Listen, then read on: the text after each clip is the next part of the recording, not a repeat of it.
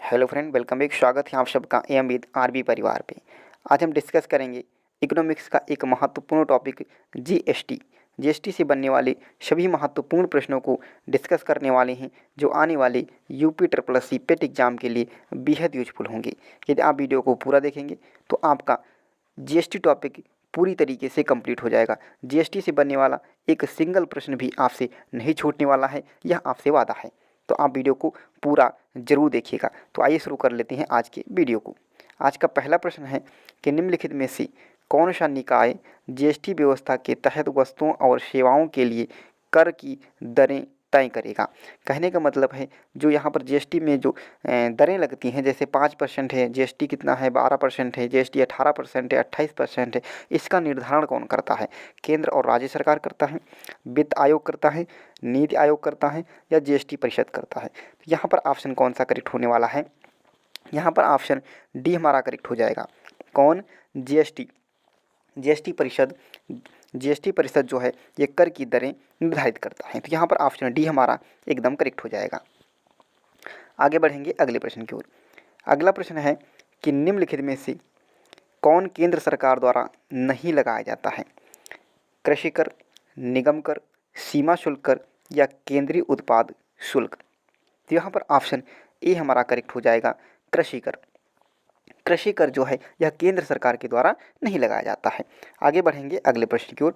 अगला प्रश्न है कि किस महीने में सबसे ज़्यादा जीएसटी संग्रह हुआ था? किस महीने में सबसे ज़्यादा जीएसटी का संग्रह हुआ था? आपको बता दें कि जो जीएसटी का संग्रहण होता है वह प्रत्येक माह किया जाता है। कब? प्रत्येक माह किया जाता है। तो सबसे ज़्यादा जीएसटी संग्रह किया गया था? तो यह हुआ था अप्रैल 2022।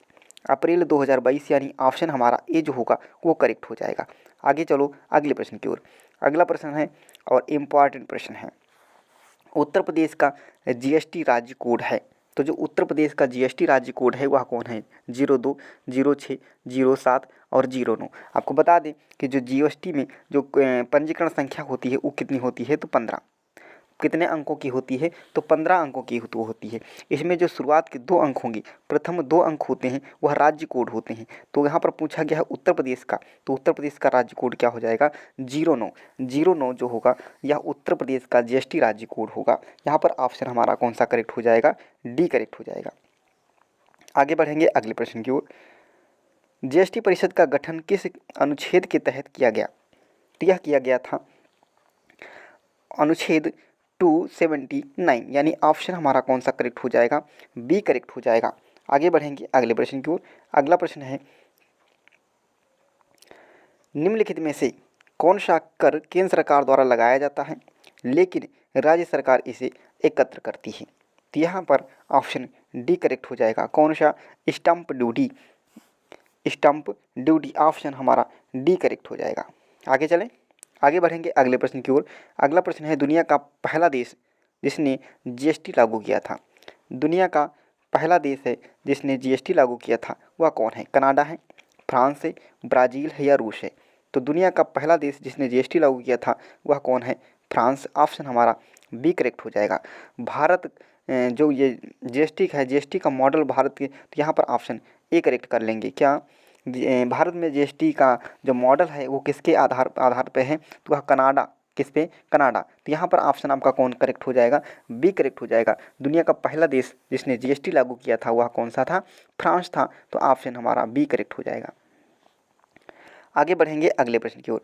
अगला प्रश्न कह रहा है कि निम्नलिखित में कौन प्रत्यक्ष कर का एक रूप है? अप्रत्यक्ष कर कौन से होते हैं और प्रत्यक्ष कर कौन से होते हैं? तो यहाँ पर पूछा गया है अप्रत्यक्ष कर। अप्रत्यक्ष कर क्या होंगे? वही कर जो लगाए किसी दूसरे पे जाएंगे और जिसको देना किसी दूसरे को होता है ना। तो यहाँ पर जैसे इनकम टैक्स है, इनकम टैक्स क्या हो जाएगा? यह डायरेक्ट कर हो जाएगा, यानी प्रत्यक्ष कर है। कैसा है?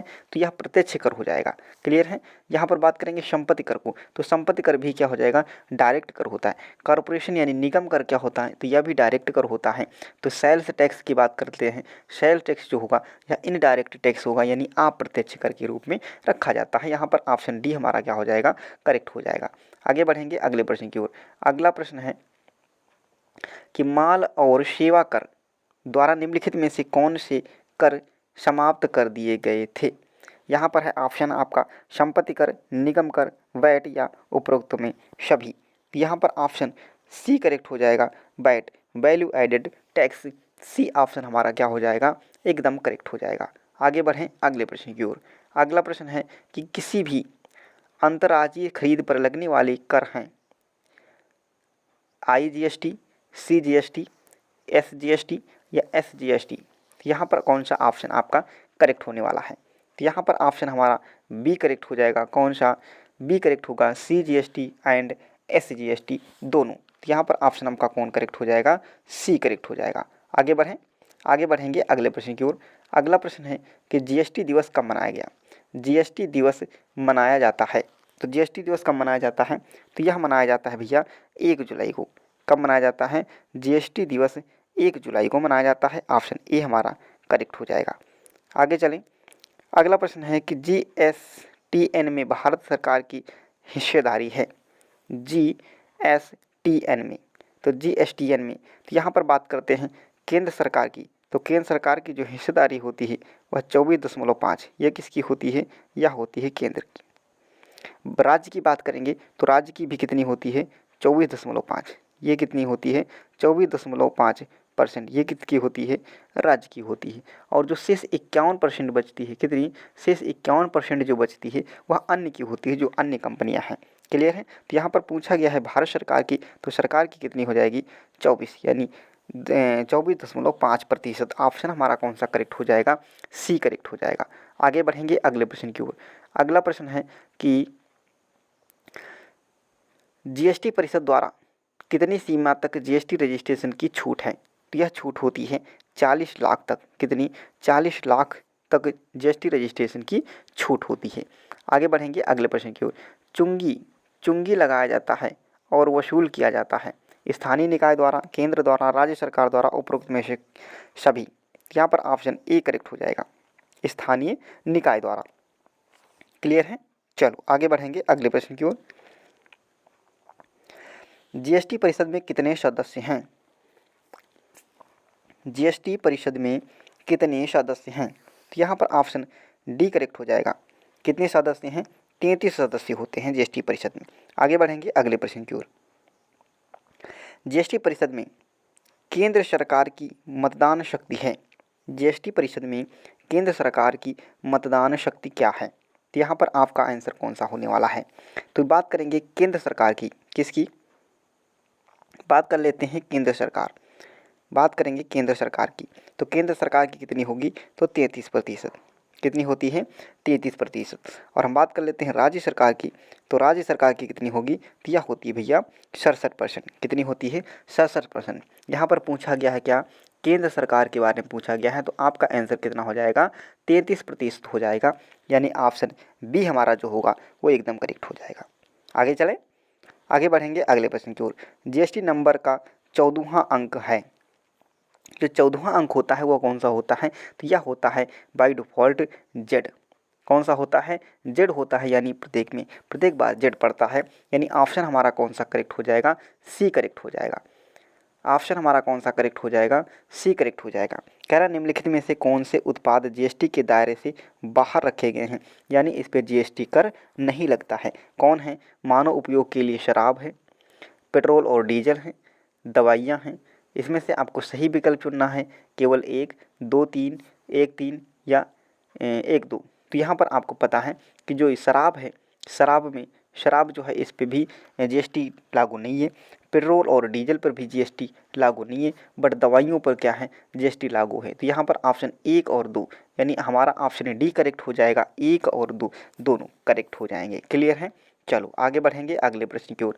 अगला प्रश्न कह रहा है कि निम्नलिखित में से कौन सा विभाग कर संग्रह के लिए जिम्मेदार है?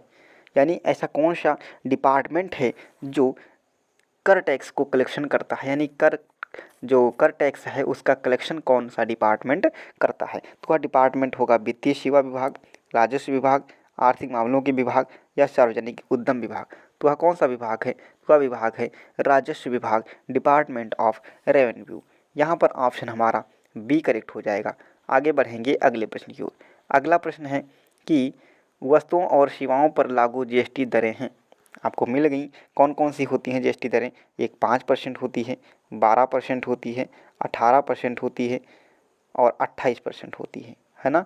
ये हमारी क्या होती हैं? जीएसटी दरें हैं। तो यहाँ पर 26% दे रखा है, इसलिए ऑप्शन ए हमारा गलत हो जाएगा। यहाँ पर 6% दे रखा है, इसलिए बी ऑप्शन हमारा गलत हो जाएगा। और यहाँ पर देखो 16% दे रखा है, इसलिए ऑप्शन डी भी हमारा गलत हो जाएगा। तो यहाँ पर ऑप्शन सी करेक्ट हो जाएगा। कौन कौन सा? 5, 12, 18 और 28% ये जीएसटी दरें होती हैं। आगे चलेंगे अगले प्रश्न की ओर। अगला प्रश्न है, किसी भी अंतर्राज्यीय खरीद पर लगने वाले कर हैं।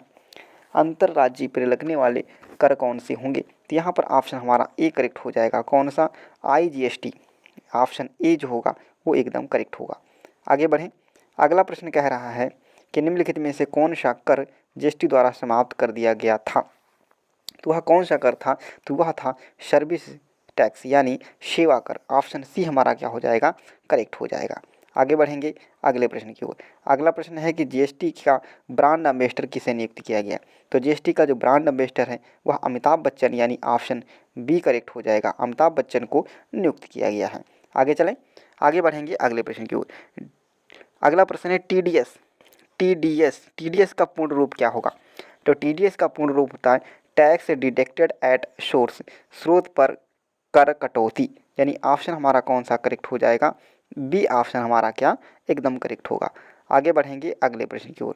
अगला प्रश्न है कि जीएसटी बिल की पुष्टि करने वाला पहला राज्य कौन सा है? ऐसा कौन सा पहला राज्य है जिसने जीएसटी लागू किया था? तो वह राज्य है असम। कौन सा? असम। और अंतिम राज्य की बात करेंगे तो अंतिम राज्य कौन सा हो जाएगा? जम्मू कश्मीर। अंतिम राज्य कौन सा हो जाएगा? जम्मू कश्मीर। आगे बढ़ेंगे अगले प्रश्न की ओर। अगला प्रश्न है कि किस वित्त मंत्री द्वारा जीएसटी विधेयक प्रस्तावित किया गया? किसके द्वारा जीएसटी विधेयक प्रस्तावित किया गया था? तो यह किया गया था अरुण जेटली। ऑप्शन सी हमारा क्या हो जाएगा? करेक्ट होगा। आगे बढ़ेंगे। GSTN स्टैंडर्ड फॉर तो इसका फुल फॉर्म पूछा गया है। तो इसका फुल फॉर्म क्या होता है? इसका फुल फॉर्म होगा goods and service tax network. Option A correct हो जाएगा। ऑप्शन ए हमारा क्या होगा? एकदम करेक्ट होगा। जीएसटी के लिए संविधान संशोधन अधिनियम 2016 था। कौन सा संविधान संशोधन किया था? तो 101 कन्यादान हुआ था। 101 का कन्यादान यानी ऑप्शन हमारा बी जो होगा वो एकदम करेक्ट हो जाएगा। जीएसटी परिषद के प्रमुख कौन होते हैं? यानी जीएसटी परिषद है इसका प्रमुख कौन होता है? तो इसका प्रमुख होता है केंद्रीय वित्त मंत्री। तो प्रेजेंट में कौन है? यहाँ पर प्रेजेंट में है निर्मला सीतारमण। यानी ऑप्शन हमारा कौन सा करेक्ट हो जाएगा? सी ऑप्शन करेक्ट हो जाएगा। अगला प्रश्न है कि जीएसटी बिल को पारित करने के लिए, जो जीएसटी बिल है इसको पारित करने के लिए कौन सा संवैधानिक संशोधन बिल प्रस्तुत किया गया था? तो बिल कौन सा प्रस्तुत किया गया था? तो यह प्रस्तुत किया गया था 122वां। यानी ऑप्शन हमारा बी करेक्ट हो जाएगा। तो कैसा लगा आज का सेशन कमेंट बॉक्स में ज़रूर बताइएगा। यदि आपको वीडियो अच्छा लगा तो वीडियो पर एक लाइक ज़रूर करिएगा। थैंक यू, धन्यवाद।